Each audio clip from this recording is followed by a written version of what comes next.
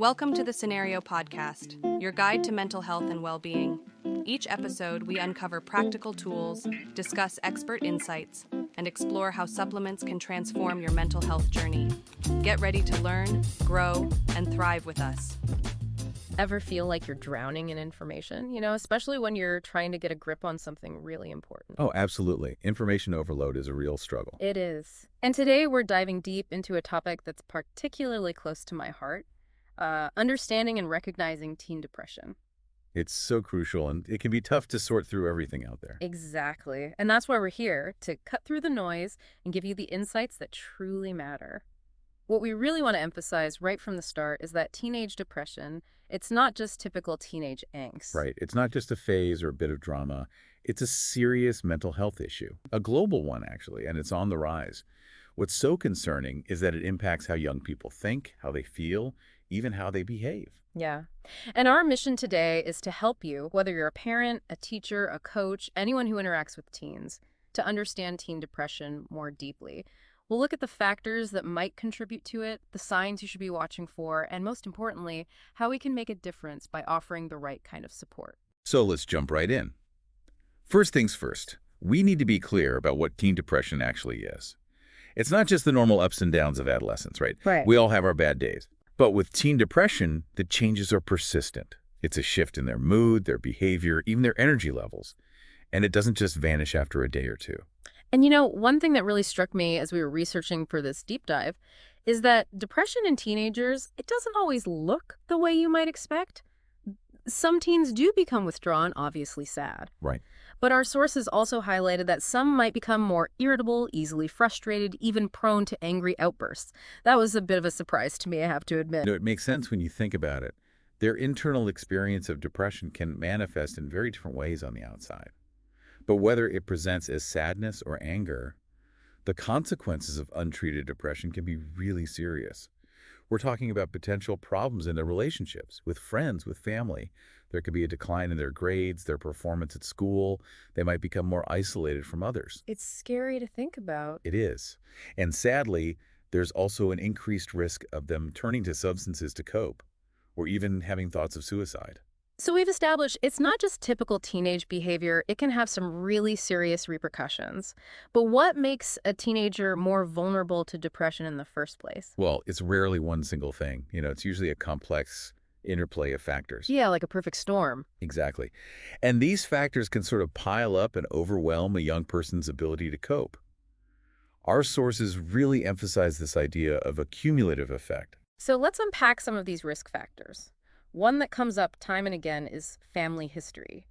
If there's a history of depression or bipolar disorder in a teen's family, does that automatically mean they're doomed? Not necessarily doomed, but they might be more susceptible. It seems like they could inherit a biological sensitivity to stress or emotional challenges.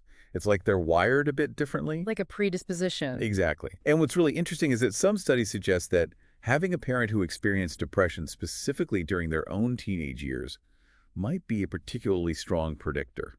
Huh. So there's an intergenerational component to this. It seems so.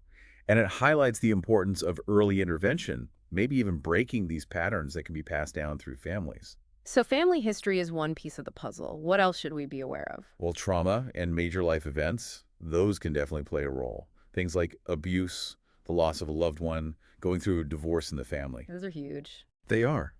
And even just significant instability within the family can create lasting emotional distress. Yeah. Especially if a teenager doesn't have a strong support system to help them navigate those tough times. Well, they don't have the tools or the people to help them process what's happening. Right. And on top of that, think about all the pressure that teenagers face today, academically, socially, the whole social media landscape. Oh, it's relentless. It is. They're constantly bombarded with messages needing to excel in school, meeting these often unrealistic expectations from, parents, teachers, even themselves. And then there's the whole pressure to fit in, to be popular. Exactly. Yeah. And all of that can lead to chronic stress, anxiety. Teenagers who feel like they're constantly failing to measure up might start to feel isolated, inadequate. It's like they're walking on eggshells all the time. And then we have the whole aspect of identity development, which is such a huge part of the teenage years. Absolutely. Teenagers are trying to figure out who they are, where they fit in. Yeah. And this can be particularly challenging for LGBTQ plus youth. They might face rejection, discrimination, even within their own families or communities, which can really increase their risk of depression.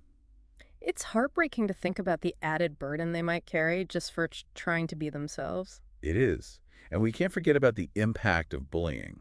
Whether it's in person or online, that constant negativity, the social exclusion, can really chip away at a teenager's self-esteem. Their sense of self-worth. Exactly. And that feeling of being targeted, of being left out, it can be really damaging to their mental well-being. So we've talked about family history, trauma, social pressures, identity struggles, bullying. It sounds like there's a lot that can contribute to a teenager's emotional state.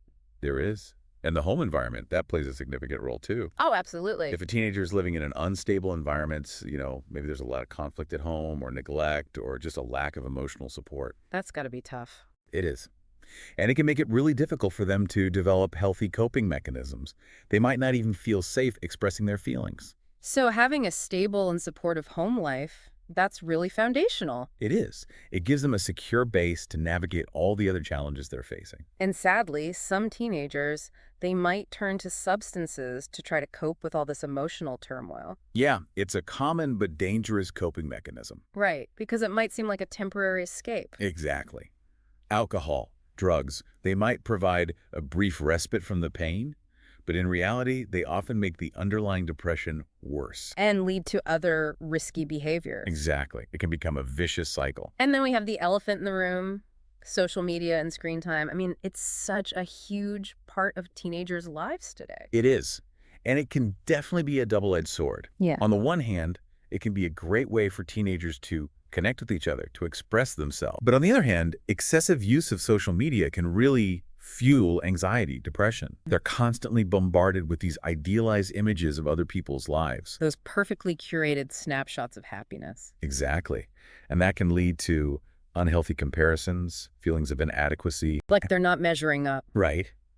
And then there's the potential for cyberbullying, exposure to harmful content. It can all contribute to feelings of loneliness, worthlessness. It's like a recipe for disaster in some cases. It can be. And remember, it's often not just one of these factors in isolation. It's the way they can overlap and interact.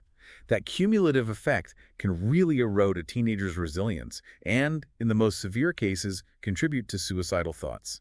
So it's a complex interplay of factors, and it's crucial that we're able to recognize the warning signs. What are some of the things we should be looking out for?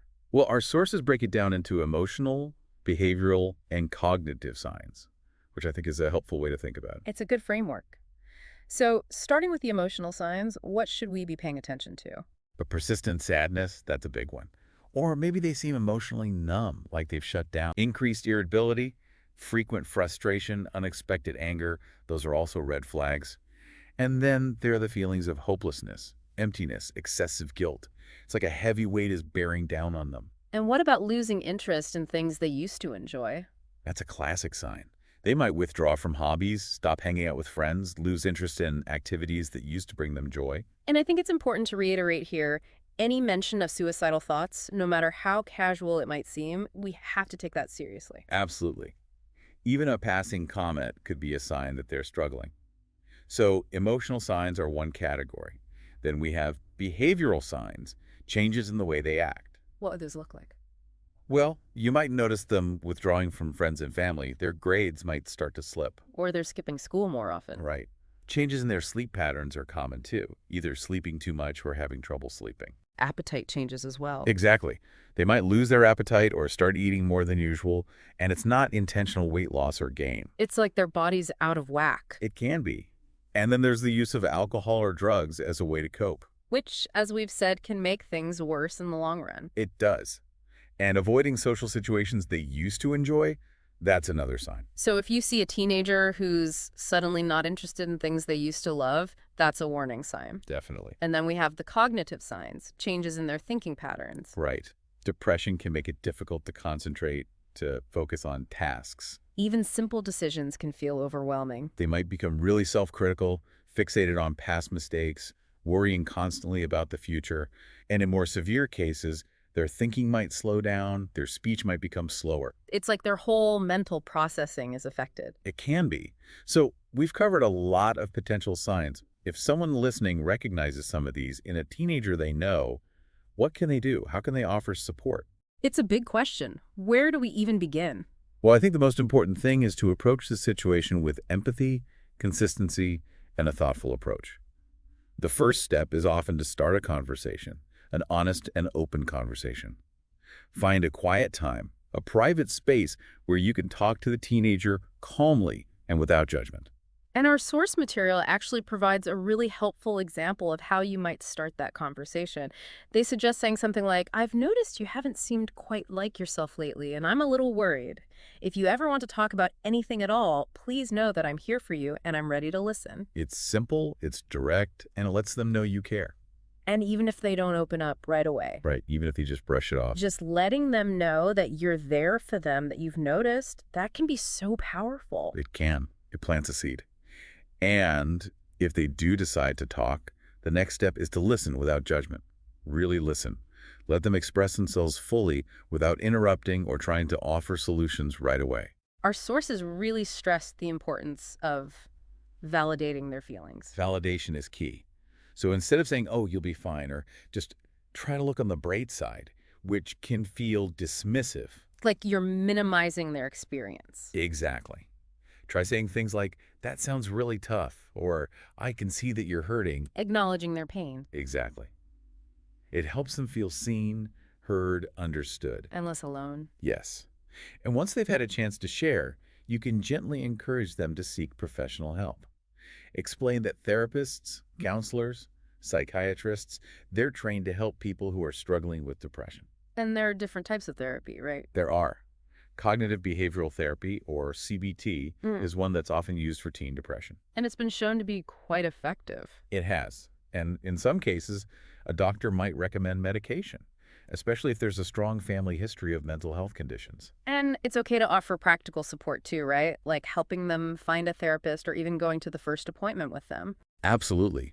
Taking that first step can feel really overwhelming. So having someone there with them can make a big difference. So we've talked about starting a conversation, listening, validating their feelings, encouraging professional help. What about things we can do on a daily basis to support their well-being? Well, promoting healthy coping skills is crucial. Encourage them to get regular exercise, even if it's just a short walk or some dancing in their room. Anything that gets them moving. Movement is medicine, they say. It is. And sleep. That's so important, especially for teenagers. They need 8 to 10 hours of sleep a night. And balanced diet, nutritious meals, those can make a big difference too. Fueling their body and their mind. Exactly. And encourage them to find creative outlets, whether it's art, music, writing, anything that allows them to express themselves. To tap into their creativity. And one thing that's so important, especially in today's world, is setting limits on screen time and social media use. It can be a real drain on their mental energy. Creating those boundaries. Exactly. And then there's the home environment. Creating a stable, supportive, and non-judgmental atmosphere at home, that's essential. It's like their safe haven. It is. So be mindful of your communication style. Avoid harsh criticism. Offer encouragement and positive reinforcement. Let them know you appreciate their efforts, even the small ones. And be there for them, especially during tough times. Absolutely. And encourage them to connect with supportive friends and family members. Building that network of support. Exactly. And while we're focusing on offering support, it's also crucial to be aware of the warning signs that might indicate a more serious situation. Things like increased social isolation, a persistent loss of interest in activities, any talk about suicide or self-harm. Those are red flags. They are. And if you see any of those, don't wait. Reach out for professional help immediately. Contact a mental health professional, a school counselor, or call a crisis hotline. In the U.S., that number is 988. It's better to err on the side of caution. Absolutely. Early intervention can make a world of difference. So we've talked about what to do. What about things we should avoid saying or doing when we're trying to support a teenager who might be depressed? Well, one of the biggest no-nos is dismissing their feelings. Like telling them to just snap out of it? Right, or saying things like, "It's all in your head," or "You're being too dramatic." Those kinds of comments can be really invalidating. Like you're not taking their experience seriously. Exactly. And avoid giving unsolicited advice or trying to fix their problems for them. They need to find their own solutions. With our support. Exactly. And don't withdraw from them emotionally. Even if they seem distant or push you away, just keep showing up. Consistency is key. It is. And remember, you don't have to handle this alone. Reach out to other adults who can offer support, like teachers, coaches, family members. Build a team around the teenager. Exactly. And finally, let's talk about treatment. Teen depression is not a hopeless situation. It's treatable, especially if it's caught early. That's encouraging. It is. And treatment plans are usually tailored to the individual teenager's needs. But often, it involves a combination of therapy, healthy lifestyle changes, and sometimes medication. So it's a multifaceted approach. It is. Therapy can help teenagers understand their emotions, develop coping mechanisms, and challenge negative thought patterns. Cognitive behavioral therapy, or CBT, is one type of therapy that's often used. Medication can also play a role. It can. Antidepressants, specifically SSRIs, are sometimes prescribed, but always under the guidance of a doctor. So it's a team effort involving therapists, doctors, family members, and the teenager themselves. It is. And supporting healthy lifestyle habits, like those we discussed earlier, that's an ongoing part of the treatment process. And what about those critical situations? If a teenager expresses suicidal thoughts or starts engaging in self-harm, then immediate action is crucial. Stay with them, ensure their safety, and contact a mental health professional or emergency services right away. Don't hesitate. In the U.S., that number is 988 for the Suicide and Crisis Lifeline. So the takeaway here is that teen depression is real, it's relatively common, and it's treatable. And early recognition and support, that can make a world of difference. It can. Whether you're a parent, a friend, a teacher, a coach, just someone who cares about teenagers, your presence, your patience, your understanding, that can be the lifeline a struggling teen needs. When they feel safe, heard, and valued. Exactly. That's when they're more likely to open up, to reach out for help, to start their journey towards healing. And our source material actually encourages us to take this knowledge even further. They have a Take the Next Step section, and they specifically mention exploring something called the Mood Switch Toolkit. I love that.